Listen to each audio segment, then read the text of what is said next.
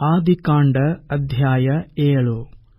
ಆಗ ಯೆಹೋವನು ನೋಹನಿಗೆ, ನೀನೂ ನಿನ್ನ ಮನೆಯವರೆಲ್ಲರೂ ನಾವೆಯಲ್ಲಿ ಸೇರಿರಿ. ಈಗಿನವರಲ್ಲಿ ನೀನೊಬ್ಬನೇ ನನ್ನ ಮುಂದೆ ನೀತಿವಂತನಾಗಿ ನಡೆಯುವುದನ್ನು ನೋಡಿದ್ದೇನೆ. ಎಲ್ಲಾ ಶುದ್ಧ ಪಶುಗಳಲ್ಲಿ 7 ಗಂಡು ಹೆಣ್ಣುಗಳನ್ನೂ, ಶುದ್ಧವಲ್ಲದ ಪಶುಗಳಲ್ಲಿ 2 ಗಂಡು ಹೆಣ್ಣುಗಳನ್ನು ನಿನ್ನೊಂದಿಗೆ ತೆಗೆದುಕೋ. ಪಕ್ಷಿಗಳಲ್ಲಿಯೂ 7 ಗಂಡು ಹೆಣ್ಣುಗಳನ್ನು ತೆಗೆದುಕೋ. ಹೀಗೆ ಆಯಾ ಜಾತಿಯನ್ನು ಭೂಮಿಯ ಮೇಲೆ ಉಳಿಸಿ ಕಾಪಾಡಬೇಕು. 7 ದಿನಗಳ ನಂತರ ನಾನು ಭೂಮಿಯ ಮೇಲೆ 40 ದಿವಸ ಹಗಲಿರುಳು ಮಳೆಯನ್ನು ಸುರಿಸಿ ನನ್ನಿಂದಾದ ಜೀವರಾಶಿಗಳನ್ನೆಲ್ಲ ಭೂಮಿಯ ಮೇಲಿನಿಂದ ಅಳಿಸಿಬಿಡುತ್ತೇನೆ ಎಂದು ಹೇಳಿದನು. ಯೆಹೋವನು ಆಜ್ಞಾಪಿಸಿದ್ದನ್ನೆಲ್ಲ ನೋಹನು ಮಾಡಿದನು. ಭೂಮಿಯ ಮೇಲೆ ಜಲಪ್ರಳಯ ಉಂಟಾದಾಗ ನೋಹನು 600 ವರ್ಷದವನಾಗಿದ್ದನು.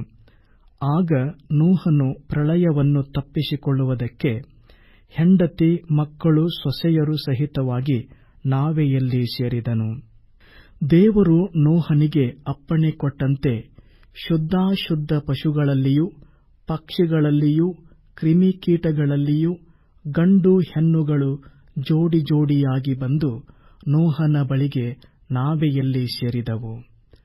ಆ 7 ದಿವಸಗಳಾದ ನಂತರ ಜಲಪ್ರಳಯವು ಭೂಮಿಯ ಮೇಲೆ ಬಂತು.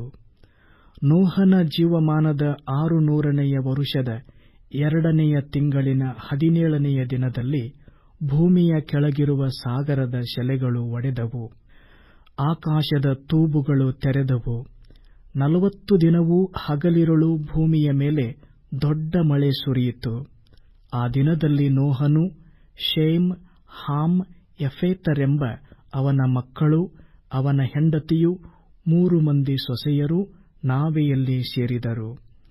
ಎಲ್ಲಾ ಪ್ರಾಣಿಗಳಲ್ಲಿ, ಅಂದರೆ ಸಕಲ ವಿಧವಾದ ಮೃಗ, ಪಶು, ಕ್ರಿಮಿಕೀಟಗಳಲ್ಲಿಯೂ, ಪಕ್ಷಿ ಮೊದಲಾದ ರೆಕ್ಕೆಯಿರುವ ಎಲ್ಲಾ ಜೀವಿಗಳಲ್ಲಿಯೂ 2 ತಮ್ಮ ತಮ್ಮ ಜಾತಿಗನುಸಾರವಾಗಿ ನೋಹನ ಬಳಿಗೆ ಬಂದು ನಾವೆಯಲ್ಲಿ ಸೇರಿದವು. ದೇವರು ನೋಹನಿಗೆ ಅಪ್ಪಣೆ ಕೊಟ್ಟಂತೆ ಎಲ್ಲಾ ಪ್ರಾಣಿಗಳಲ್ಲಿ 1 ಗಂಡು 1 ಹೆಣ್ಣು ಈ ಮೇರೆಗೆ ಸೇರಿದವು. ಯೆಹೋವನು ನೋಹನನ್ನು ಒಳಗಿಟ್ಟು ಮುಚ್ಚಿದನು.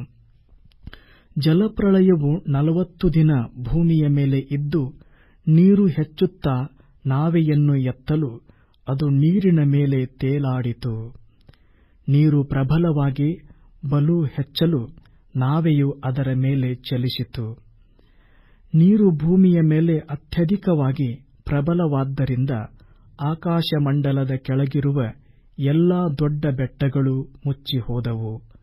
ನೀರು ಆ ಬೆಟ್ಟಗಳಿಗಿಂತಲೂ 15 ಮೊಳ ಹೆಚ್ಚಲು ಅವುಗಳು ಸಂಪೂರ್ಣವಾಗಿ ಮುಚ್ಚಿಹೋದದರಿಂದ ಪಶು, ಪಕ್ಷಿ, ಮೃಗ, ಕ್ರಿಮಿಗಳು, ಮನುಷ್ಯರು ಸಹಿತವಾಗಿ ಭೂಮಿಯ ಮೇಲೆ ಸಂಚರಿಸುವ ಸಕಲ ಪ್ರಾಣಿಗಳು ಲಯವಾದವು.